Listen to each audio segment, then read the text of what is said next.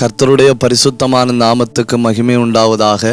மிகுந்த வாஞ்சியோடு தேவ பாதத்தில் அமர்ந்திருக்கிற உங்கள் எல்லாரையும் வாழ்த்துகிறேன். இந்த நாளிலேயும் நாம் ஒருமித்து தேவ பிரசன்னத்தில் கடந்து வரவும் கர்த்தருடைய வசனங்களை தியானிக்கவும் பரலோகத்தின் ஆண்டவர் தந்த கிருபைக்காக கர்த்தரை ஸ்தோத்தரிக்கிறேன்.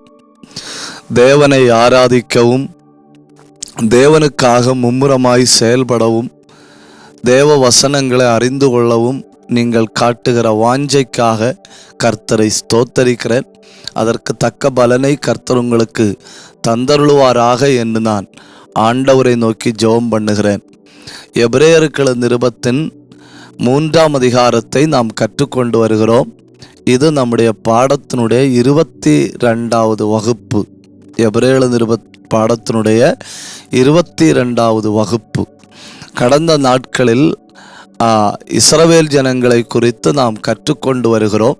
இந்த நாளில் எபிரேயர் 3ஆம் அதிகாரம் அதனுடைய 9வது வசனத்தை பார்க்கலாம்.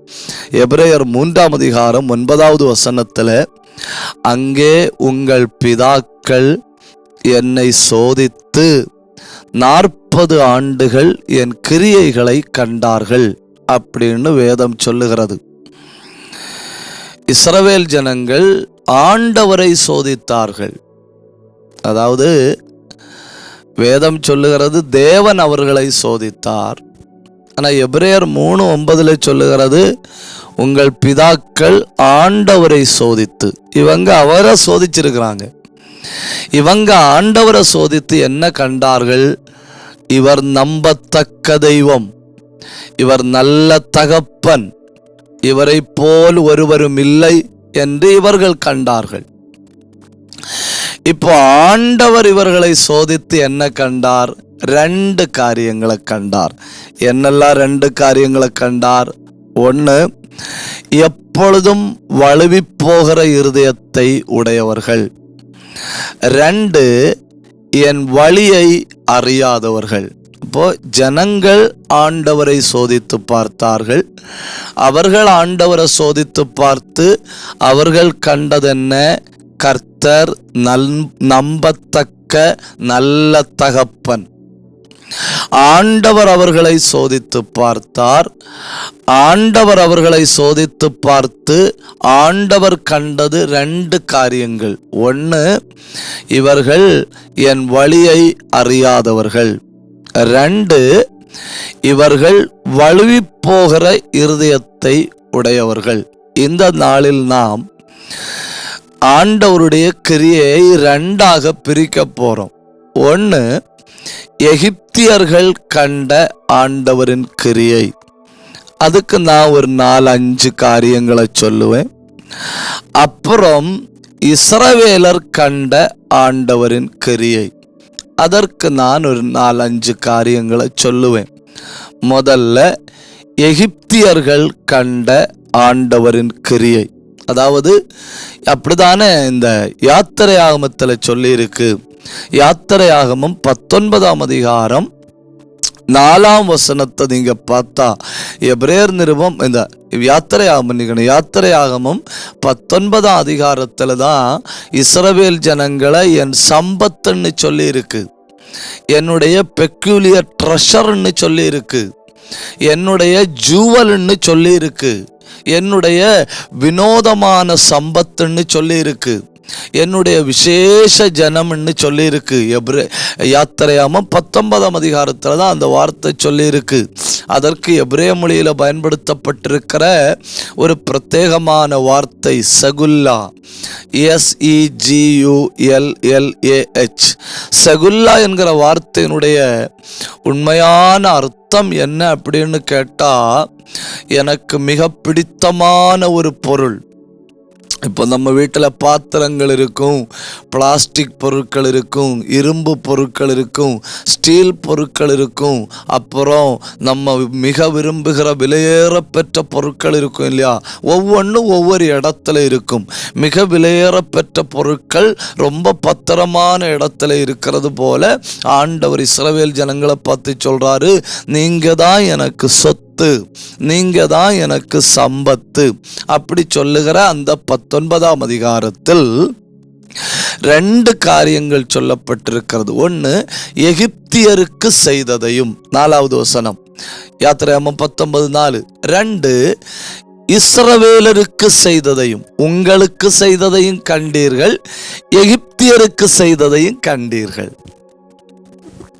அப்போ எகிப்தியர் ஆண்டவரை குறித்து கண்ட சில கிரியைகள் நாம் வேகமாய் பார்க்க போகிறோம்.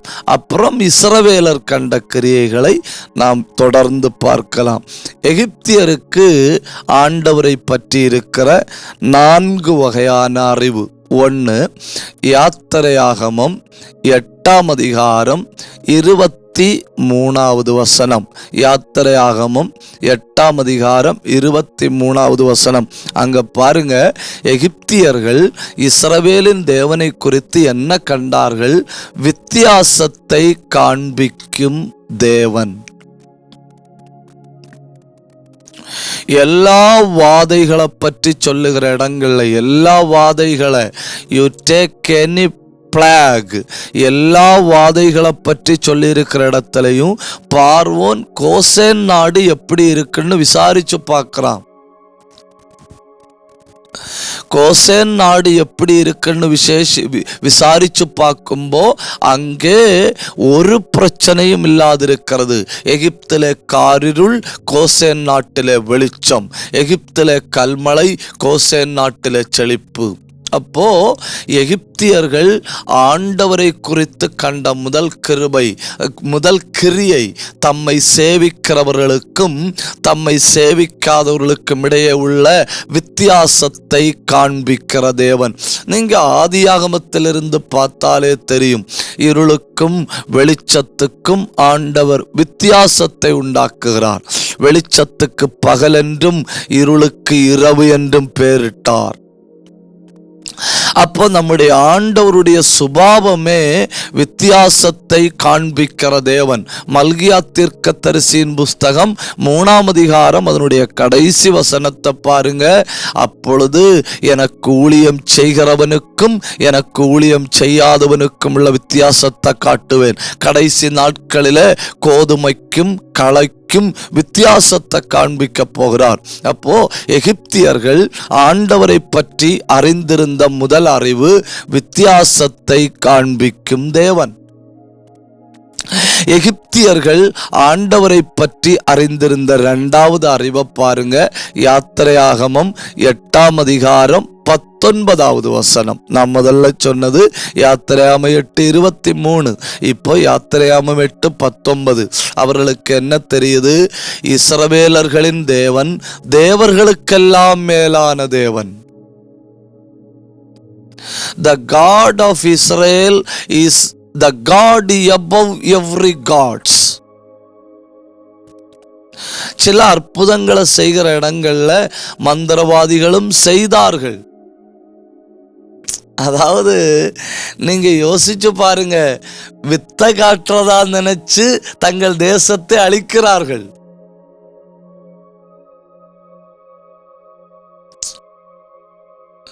இப்போ மோசேயை கொண்டு கர்த்தர் தண்ணீரை இரத்தமாக்குகிற ஒரு வாதை வர பண்ணினார். அது தேசத்துக்கு ஒரு அழிவு. இப்ப மந்திரவாதிகளும் தண்ணீரை இரத்தமாக்குகிறார்கள். அது தேசத்திற்கு ஒரு அழிவு. அவங்க என்ன நினைத்தாங்க?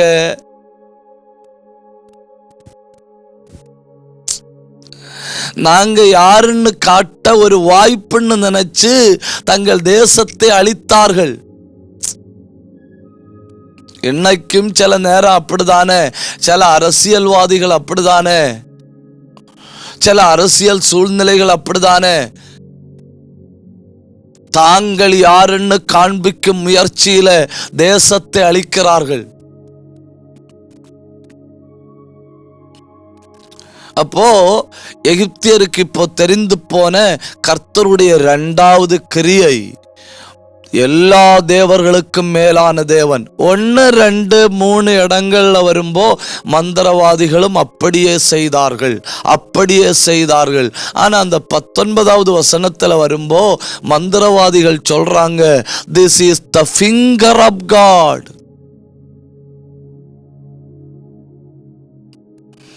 இதற்கு பின்னாலே இருந்து செயல்படுவது தெய்வத்தினுடைய விரல்.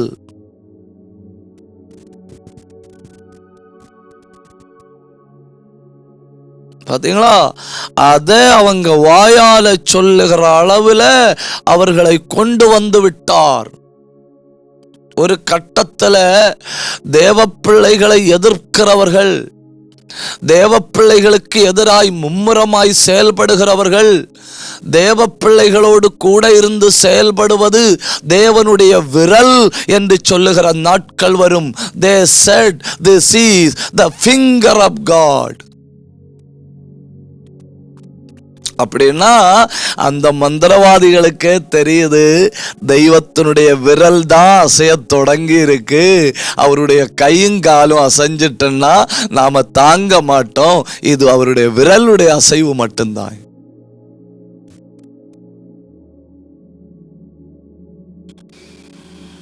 அப்போ அவர்கள் கண்ட இரண்டாவது, ஆண்டவரை குறித்தவர்கள் கண்ட இரண்டாவது கிரியை, அவர் வித்தியாசத்தை காண்பிக்கிற தேவன் மட்டுமல்ல, தேவர்களுக்கெல்லாம் மேலான தேவன்.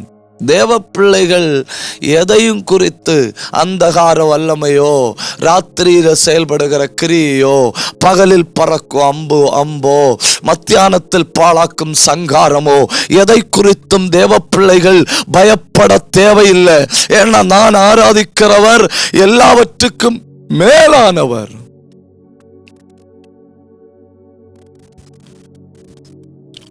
அந்த இடத்துல ஒரு சின்ன கேப் இருக்குன்னா ஒரு அல்லேலியா எல்லாம் சொல்லலாம்.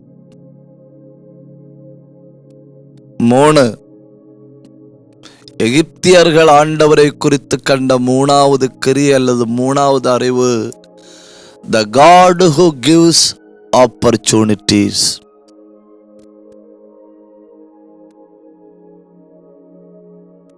என்ன ஒரு அருமையான அறிவு இல்லையா? The God who gives opportunity. யாருக்கு? எதிராளிக்கு கூட வாய்ப்பை கொடுக்கிற ஆண்டவர்.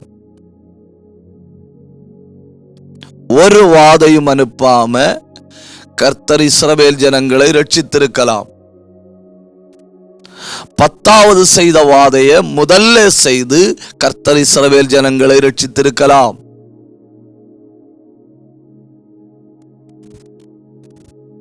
ஆனா கர்த்தர் என்ன பண்றாரு? ஒவ்வொரு தடவையும் வாய்ப்பை கொடுக்கிறாரு. ஒவ்வொரு தடவையும் வாய்ப்பை கொடுக்கிறாரு. 1வது வாதை ஒரு வாய்ப்பு, 2வது வாதை ஒரு வாய்ப்பு. நான் பாவம் செய்தேன் என்று அறிக்கையிட்டு விட்டு, கவனிங்க, நான் பாவம் செய்தேன் என்று அறிக்கையிட்டு விட்டு அந்த பாவத்தில் தொடர்கிறவர்கள் மனம் திரும்பினவர்கள் அல்ல. அது மனம் திரும்புதல் அல்ல. நான் பாவம் செய்தேன் என்று பார்வோன் அறிக்கையிடுறான். பாத்தீங்களா? அறிக்கையிட்டு அந்த பழைய வாழ்க்கையை தொடர்கிறான்.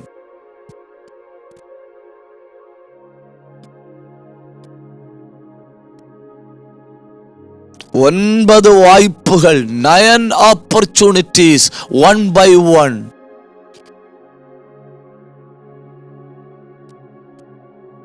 சில நேரம் நம்ம சிலருக்காக ஜெபம் பண்ணிட்டு இருப்பேன்னு, நம்ம எதிராளிக்கு கூட 9 வாய்ப்பு கொடுக்கும் ஆண்டவர்.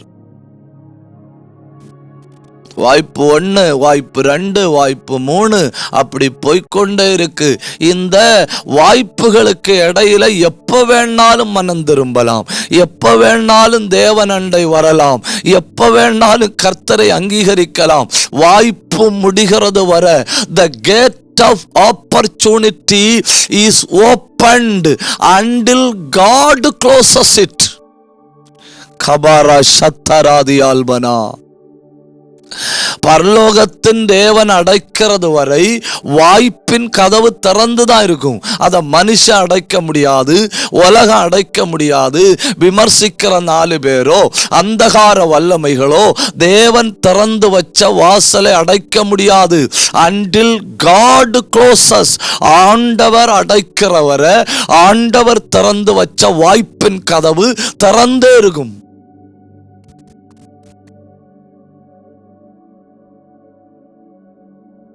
நீங்க வெளிப்படுத்தல் 3ஆம் அதிகாரத்தின் 20வது வசனத்தை பாருங்க. இதோ வாசல் படியில நின்று தட்டுகிறேன். எங்க? இருதயத்தின் கதவை தட்டுகிறார். ஆனா நீங்க அப்போஸ்தலர் 14:16 பாருங்க. லீதியாளுடைய இருதயத்தின் கதவை திறந்தார். God can knock the door of the heart. At the same time, அதே நேரத்துல God can open the door of the heart. நீங்க ஒரு ஆளுடைய இருதயம் திறக்கப்பட வேண்டும் என்று மும்முரமாய் ஜெபம் பண்ணினால் ஆண்டவர் தட்டி கொண்டிருப்பதில்லை. God can open.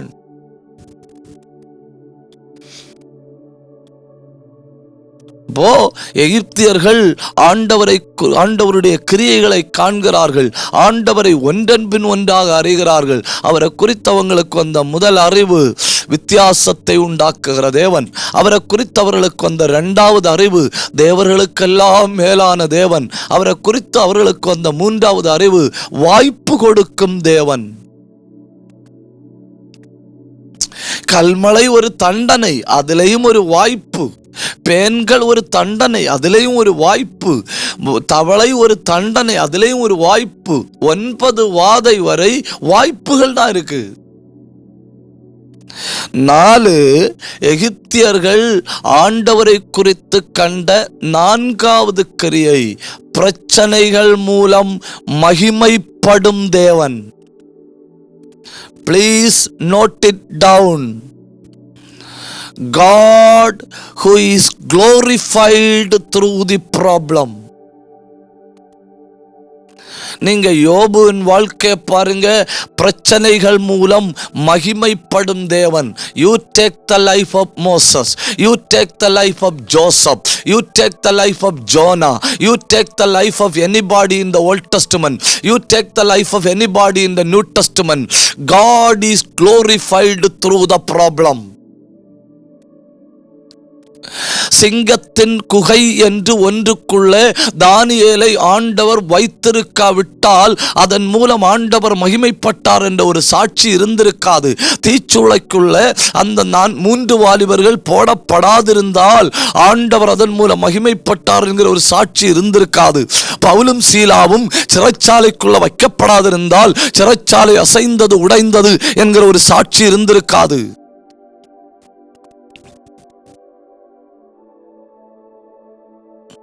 நாம் ஆராதிக்கிற தேவன் பிரச்சனைகள் மூலம் மகிமைப்படுகிறவர்.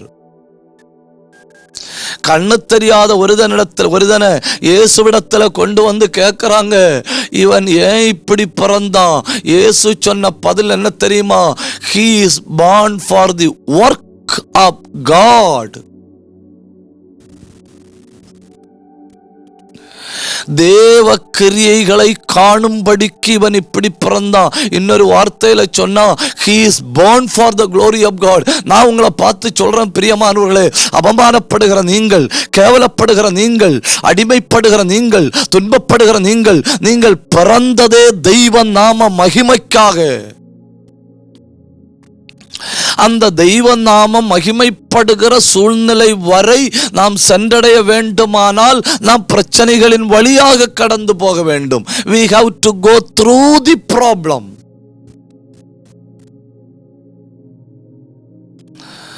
இப்போ 4 அறிவுகள் எகிப்தியர்களுக்கு ஆண்டவரை குறித்து கிடைத்திருக்கிறது.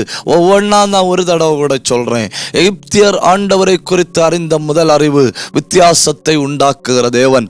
எகிப்தியர்கள் ஆண்டவரை குறித்து அறிந்த 2வது அறிவு தேவர்களுக்கெல்லாம் மேலான தேவன். எகிப்தியர்கள் ஆண்டவரை குறித்து அறிந்த 3வது அறிவு வாய்ப்பு கொடுக்கும் தேவன்.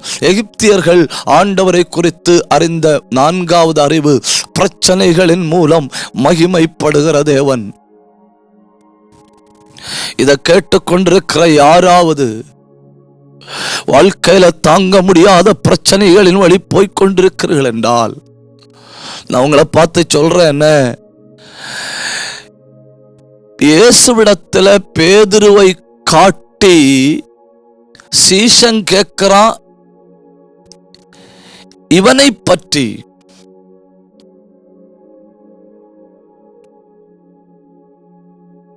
பேதுருவை பார்த்து ஆண்டவர் என்ன சொல்றார் தெரியுமா?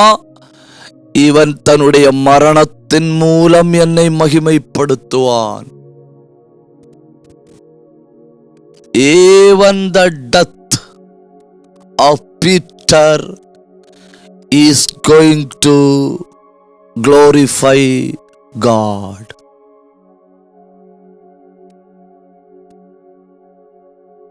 பேதுருவன் இன்ன விதமான மரணத்தினால் அவன் தேவனை மகிமைப்படுத்துவான் என்று. ஒரு தேவப்பிள்ளையின் மரணத்தையே தம்முடைய மகிமைக்கு காரணமாய் மாற்ற தெய்வத்தால் முடியுமானால், லாசருவின் மரணத்தையே தம்முடைய மகிமைக்கு காரணமாய் மாற்ற தெய்வத்தால் முடியுமானா, கண்டிப்பா உங்க அவமானங்கள், உங்க நெருக்கடிகள், இன்னைக்கு நீங்க அனுபவிக்கிற பிரச்சனைகள், இன்னைக்கு உங்களை லாக் பண்ணி வைத்திருக்கிற கண்ணிகள், everything that you face, everything that you pass through, இன்னைக்கு நீங்க அனுபவிக்கிறவைகள் எல்லாம் தேவன் நாமத்தின் மகிமைக்காய். ஏன்னா அவர் பிரச்சனைகள் மூலம் மகிமைப்படுகிற தேவன். இது எகிப்தியர்கள் ஆண்டவரை குறித்து கண்ட 4 கிரியைகள்.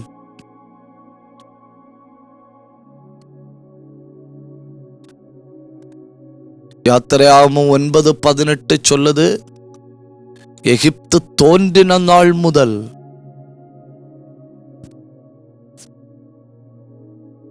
அப்படிப்பட்ட கிரியைகள் நடந்ததில்லை. எகிப்து தோன்றின நாள் முதல், அப்படி ஒரு ராஜ்யம் உருவான நாள் முதல் காணாத கிரியைகளை அவர்கள் கர்த்தர் மூலம் கண்டார்கள். இனி இஸ்ரவேலர் கண்ட கிரியைகள். இப்ப கர்த்தர் நாம் ஆராதிக்கிற தேவன் உயிருள்ளவர் அப்படின்னு நமக்கு எப்படி இவ்வளவு ஆழமான விசுவாசம் வருது? I serve a God who is living அப்படிங்கிற கான்ஃபிடென்ட் நமக்கு எப்படி வருது? 2 காரணங்கள். ஒன்று, நாம் வேதத்தில் காண்கிற தேவனுடைய கிரியை. 2, நம்முடைய வாழ்க்கையில காண்கிற தேவனுடைய கிரியை. எல்லாம் முடிஞ்சு போச்சுன்னு நினைச்சப்போதானே மறு வாழ்க்கை தந்தாரு. செத்து போலான்னு நினைச்சப்போதானே நான் உயிரோடு இருக்கிறபடியால் நீயும் உயிர் வாழுன்னு சொன்னாரு. இப்போ ஆண்டவர் உயிரோடு இருக்கிறார் என்பதை நமக்கு நிரூபிப்பதே வேதாகமமும் நம்முடைய வாழ்க்கையில நாம் அனுபவிக்கிற அவருடைய கிரியைகளும். இன்னும் ஆழமா படிச்சா ரொம்ப படிக்கலாம். இயற்கை ஆண்டவர் ஜீவிக்கிறார் என்பதை காட்டுகிறது. அது ஒரு வெளியே போய் படிச்சா அப்படி படிக்கலாம். ஆனா இன்டீரியர் நமக்கு எபிரேயருக்குள்ள ஆண்டவர் உயிரோடு இருந்து செயல்படுகிறார் என்பதற்கு 2 ஆதாரங்கள். 1 என் கையில இருக்கிற பைபிள், 2 என் வாழ்க்கை. அப்படி இஸ்ரவேல் ஜனங்கள் ஆண்டவரை குறித்து கண்ட ஒரு 4-5 கிரியைகளை நாம் பார்க்கலாம். 1, இவர்கள் ஆண்டவரை பார்த்து ஒரு கேள்வி கேட்டாங்க. 78ஆம் சங்கீதம் 19வது வசனத்துல அந்த கேள்வி சொல்லி இருக்கு. என்ன கேள்வி கேட்கிறாங்க? வனாந்தரத்தில் போஜன பந்தியை ஆயத்தப்படுத்த தேவனால் கூடுமோ? Can God prepare a table in the wilderness? நியாயமான கேள்விதானே. ஒரு துள்ளி தண்ணீருக்கு வழி இல்லாத இடம், கண்ணெட்டின தூரம் எல்லாம் டெசர்ட், பாலைவனம், வறண்டு போன வாழ்க்கை, ஹோப்லெஸ் லைஃப், எதிர்காலம் கேள்விக்குறியா இருக்கு, பார்த்து நம்புறதுக்குன்னு சொல்லி ஒண்ணுமே இல்லை. அப்போ இவங்களுக்குள்ள ஒரு கேள்வி வருது. இந்த சூழ்நிலையில் இன் திஸ் சிச்சுவேஷன் ஒரு பந்தி ஆயத்தப்படுத்த தேவனால் கூடுமோ? அதுக்கு பைபிள் சொல்லுகிற பதில் என்ன தெரியுமா? 40 ஆண்டுகள் என் கிரியைகளை கண்டார்கள். என்னெல்லாம் போஜன பந்தின்னு பாருங்க. 12 நீரூற்றிலிருந்து 30 லட்சம் பேர் குடித்தார்கள். 70 பேரீச்ச மரத்திலிருந்து 30 லட்சம் பேர் புசித்தார்கள். அது பெரிய அற்புதம் இல்லையா?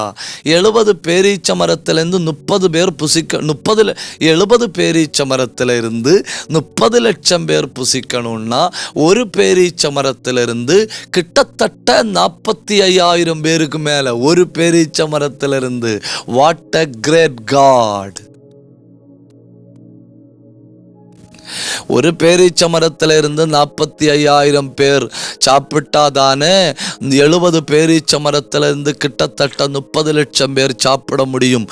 அப்படின்னா இவர்கள் புசிக்க புசிக்க கொடுத்து கொண்டே இருந்தார் என்றுதானே அர்த்தம்.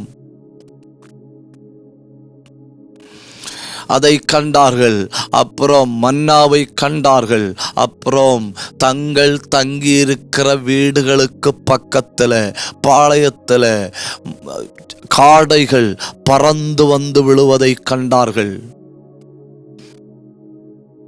நீங்க நம்ப முடியுமானா கர்த்தர் உங்களுக்குன்னு ஆயத்தப்படுத்தி வைத்த வாக்குத்தத்தம் தாமதப்படாது.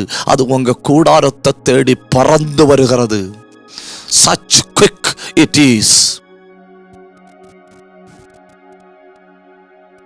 கண்டார்கள். இறைச்சி சாப்பிட்டாங்க, மன்னா சாப்பிட்டாங்க, தூதர்களின் உணவு.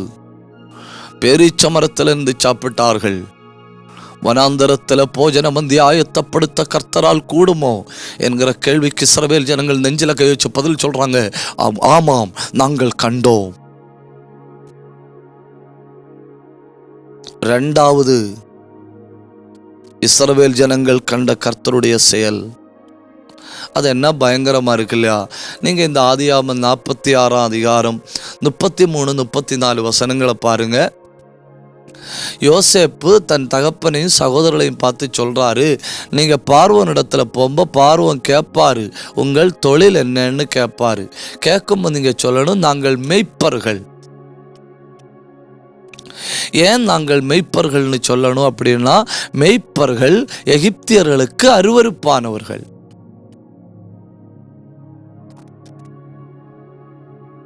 மெய்ப்பர்கள் எகிப்தியர்களுக்கு அருவருப்பானவர்கள். நீங்க மெய்ப்பர்கள்னு சொல்லுங்க. மெய்ப்பர்கள் தான் அருவருப்பானவர்கள்னு சொல்லி இருக்கு, ஆடுகள் அருவருப்பானதுன்னு சொல்லல. ஆடு மாடுகள் எகிப்தியர்களுக்கு அருவருப்புன்னு சொல்லல. ஆனால் நீங்க யாத்திரையாகமம் அதனுடைய 8ஆம் அதிகாரம் 26வது வசனத்தை பாருங்க. யாத்திரையாகமம் 8:26 பாருங்க. அங்க என்ன சொல்லி இருக்கு? அங்க சொல்லி இருக்கு, எகிப்தியர்கள் அருவருக்கிறதை நாங்கள் பலியிட்டால் அவர்கள் எங்கள் மேல் கல்லெறிவார்களே. இவங்க கர்த்தருக்கு பலியிட போறது என்ன? ஆடுகள். இவங்க கர்த்தருக்கு ஆடுகளை பலியிட போகும்போ அந்த ஆடுகளை பற்றி சொல்லி இருக்கு, ஆடுகள் எகிப்தியர்களுக்கு அருவருப்பானது, அவங்க அருவருப்பை நாங்கள் பலியிட்டால்.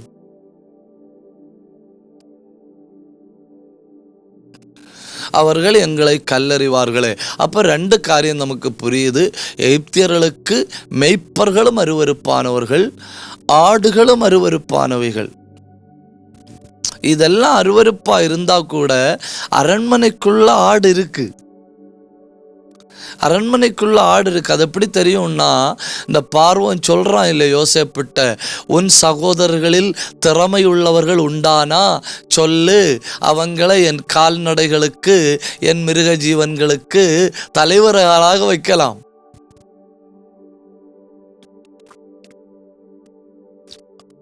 அப்ப அவர்களுக்கு அருவருப்பு, ஆடு மேய்ப்பர் அவர்களுக்கு அருவருப்பு. இப்ப இஸ்ரவேல் ஜனங்களை விடுவித்தது எது? இஸ்ரவேல் ஜனங்களை விடுவித்தது எதுன்னு கேட்டா எகிப்தியர்கள் அருவருக்கிற அந்த ஆடு. ஆட்டுக்குட்டியின் இரத்தத்தை தானே வாசல்கள்ல புரட்டும்படி ஆண்டவர் சொன்னாரு. இவங்க என்ன கண்டார்கள் தெரியுமா? அவர்கள் அருவருக்கிறதை வைத்து கர்த்தர் எங்களை ரட்சித்தார்.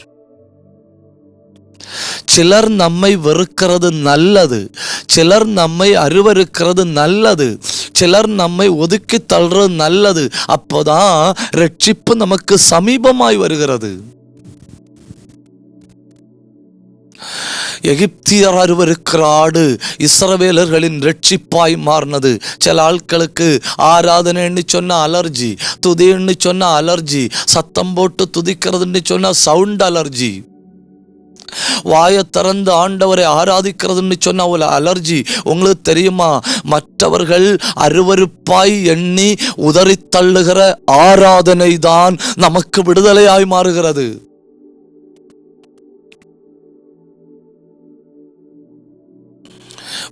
எகிப்தியர்கள் அருவருக்கிற ஆடு எங்களுக்கு ரட்சிப்பாய் மாறினது என்று இஸ்ரவேலர்கள் கண்டார்கள்.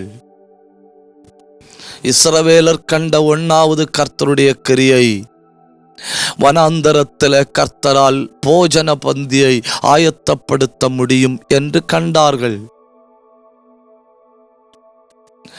இஸ்ரவேலர் கண்ட 2வது கிரியை, எகிப்தியர் அருவருக்கிற ஆடுகள் எங்களுக்கு ரட்சிப்பாய் மாறினது என்று கண்டார்கள். இஸ்ரவேல் கண்ட 3வது கிரியை, they saw God opens the new door where there is no door. வழியே இல்லாத இடத்துல, அடைக்கப்பட்ட இடத்துல கர்த்தர் அவர்களுக்காய் புதிய வழி திறப்பதை கண்டார்கள். ஒரு உதாரணம் இல்லை, எத்தனை உதாரணம்னு பாருங்க. செங்கடல், யோர்தான், எரிகோ, இதெல்லாம் ஆன் த வேயில இருந்தது. அவர்கள் போக வேண்டிய வழியில இருக்காங்க, வழியே இல்லை, அதை கிராஸ் பண்ணி தான் ஆகணும். But there is no hope. எங்கே நமக்கு வழி இல்லையோ அங்கே கர்த்தருக்கு வழி இருக்கு. God has a way where there is no way.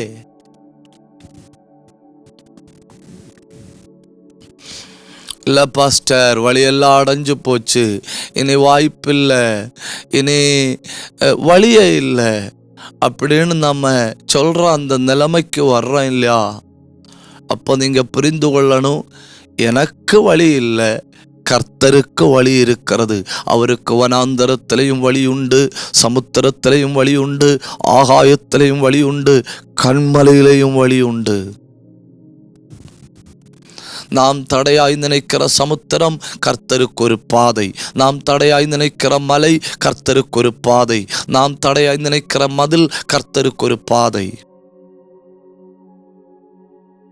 நாம் டிஸ்டர்பன்ஸா நினைக்கிறதெல்லாம் கர்த்தருக்கு ஒரு ரூட்டு. அதனாலே ஆகும் பைபிள் சொல்லுது, இஸ்ரவேல் ஜனங்களுக்கு தமது வழியை காண்பிக்கலன்னு, இஸ்ரவேல் ஜனங்களுக்கு தமது கிரியைகளையும், பக்கத்தில் இன்டிமசி உண்டு இல்லையா, உன்னதமானவரின் மறை உண்டு இல்லையா, சர்வ வல்லவரின் நிழல் உண்டு இல்லையா, இங்கே என்னிடத்துல ஒரு இடம் உண்டுன்னு சொல்லியிருக்கு இல்லையா, அங்கே உட்கார்ந்த மோசேக்கு தம்முடைய வழியையும் காண்பித்தார். இஸ்ரவேல் ஜனங்களுக்கு கிரியை தான் காண்பித்தார். அவர்கள் தூரம் நின்று கிரியை கண்டார்கள். பக்கத்தில் வந்த மோசேக்கு தமது வழி இப்படி இப்படி இப்படி, திஸ் இஸ் த வே அப்படின்னு காண்பித்து கொடுத்தார். அந்த வசனத்தை நீங்க ஒரு பொழுதும் மறக்க கூடாது. இஸ்ரவேலுக்கு காண்பிக்கப்பட்டது தமது கிரியை, மோசேக்கு காண்பிக்கப்பட்டது தமது வழி. His works to the people of Israel, his ways to Moses.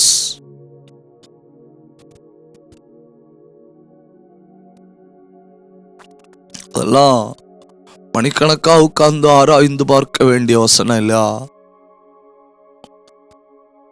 ரொம்ப தூரத்துல பின்பற்றவர்கள் கிரியை மட்டும்தான் பார்க்கறாங்க.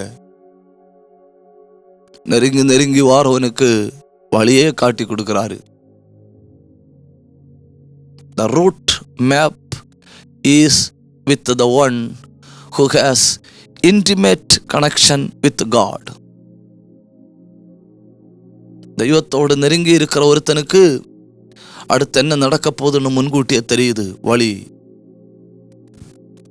இஸ்ரவேல் ஜனங்கள் கண்ட முதல் கிரியை வனாந்தரத்தில் போஜன பந்தி ஆயத்தப்படுத்த தெய்வத்தால் முடியும். இஸ்ரவேல் ஜனங்கள் கண்ட இரண்டாவது கிரியை எகிப்தியரின் அருவருப்பு எங்களுக்கு இரட்சிப்புக்கு காரணமாயிற்று. இஸ்ரவேல் ஜனங்கள் கண்ட மூணாவது கிரியை வழி இல்லாத இடங்களில் புதிய பாதை திறப்பதை கண்டார்கள். இஸ்ரவேலர் கண்ட நாலாவது கிரியை யாத்திரையாகும் 17ஆம் அதிகாரம் 11வது வசனம். இந்த பகுதியோடு நான் முடிக்கிறேன். மோசே மலையில போய் உட்கார்ந்து இருக்கிறாரு. கீழே யுத்தம் நடக்குது. மோசே கையை உயர்த்தும் பொழுது இவர்கள் வெற்றி பெறுகிறார்கள்.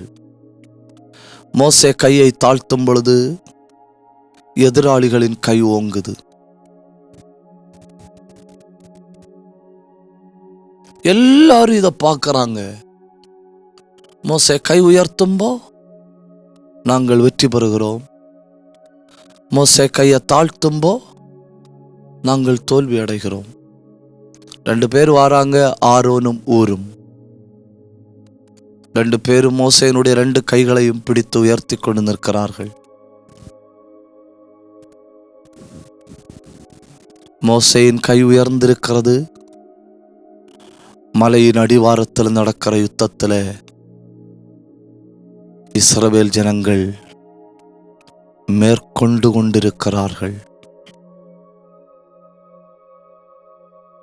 There are 2 realms. ஒன்று இன்விசிபிள் realm, காண முடியாத மண்டலம். இன்னொன்று விசிபிள் realm, காணத்தக்க பகுதி.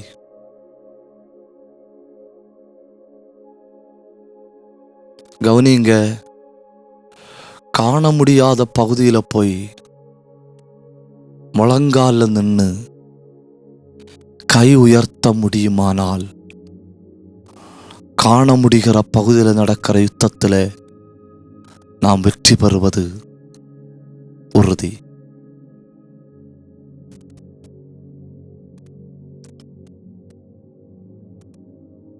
கொஞ்சம் கூட தெளிவாய் சொல்லணும்னா, அந்தரங்கத்தில் நம்முடைய கை உயர்ந்திருந்தால் வெளியரங்கத்தில் நாம் வெற்றி பெறுவது உறுதி. You are not going to win according to the techniques and the talents and the equipments that you use. நீங்க வெற்றி பெறப்போகிறது நீங்க பயன்படுத்துகிற ஆயுதத்தின் அடிப்படையிலேயோ, உங்க திறமையின் அடிப்படையிலேயோ, உங்க நுணுக்கங்களின் அடிப்படையிலேயோ அல்ல. அந்த யுத்தத்துக்கு முன் எவ்வளவு நேரம் அந்தரங்கத்தில் கை உயர்த்தி நின்றீர்கள்?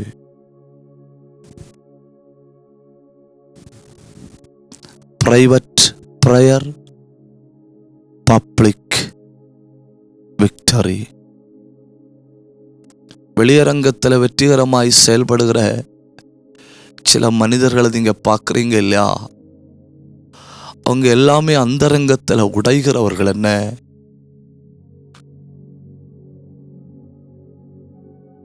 அவங்க ரெஸ்ட் எடுக்கிறது இல்லை. அவங்க சராசரி ஒரு மனுஷனுடைய வாழ்க்கை வாழ்கிறது இல்லை. தங்கள் குடும்பத்தின் பல காரியங்களை பலியிடுகிறார்கள். தங்கள் வீட்டுக்காக செய்ய வேண்டிய பல நேரங்களை பலியிடுகிறார்கள். பல காரியங்களை பலியிட்டு அந்தரங்கத்தில் தேவனுக்கு முன்ன கை உயர்த்தி கொண்டு நிற்பதுனால வெளியரங்கமாய் பயன்படுகிறார்கள்.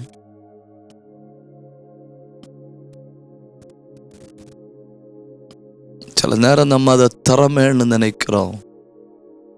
இல்லை, கிருபை.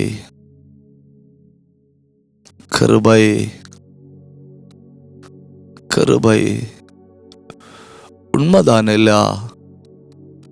தெய்வத்தை பின்பற்றி வந்து எவ்வளவு காரியங்களை பலியிடுறோம்.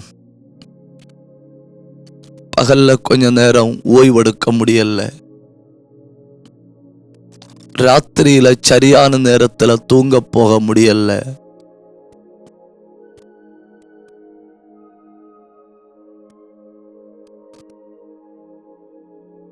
என்னெல்லாம் காரியங்களை பலியிடுகிறோம்.